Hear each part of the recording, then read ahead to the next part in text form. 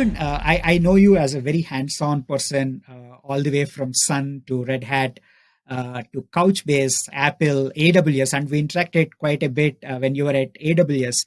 So you have seen the evolution from good old J2EE to the most recent Kubernetes, and very few actually been through this entire journey and staying very hands-on. So, what do you think is the next big wave?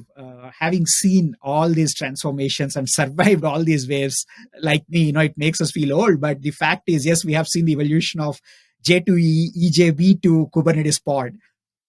Yeah, EJB still gives me PTSD. So I know what you mean. But I think, the important element to think about this is, if you go back in the history of computing, earlier the innovations, like a major innovation would happen like every several years. But now that innovation cycle is shortening, right? So over the last 20-25 years I've been here, I've seen how J2E has come about.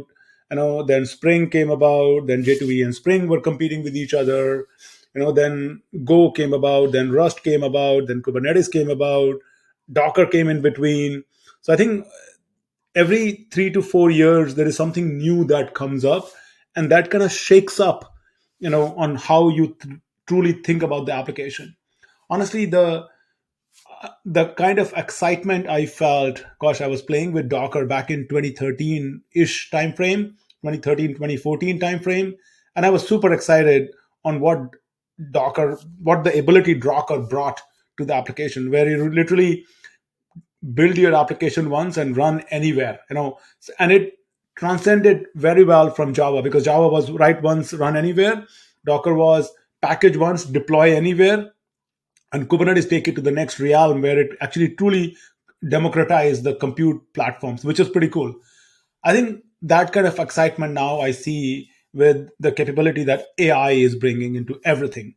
And if you think about generative AI, and not just generative AI, but general AI, and how you could bring, people talk about large language models, but how you could create your localized LLM or large language model and really be very context sensitive. That, okay, here is my, I mean, if you think about humans, right?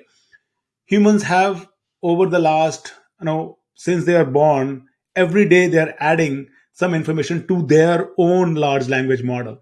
So in that sense, the ability that it provides, that, hey, you know what, I am a lawyer firm, and this data is very, very confidential. I'm a healthcare firm, this data is very, very confidential, it cannot leak out.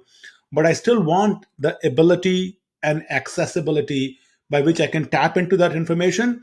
And I can say, over these hundreds and thousands of PDFs where the information is stored, if I were to ask that question where it can give me some information, I think that ability is very powerful, because it's really, to me, it truly belongs to about unlocking the information.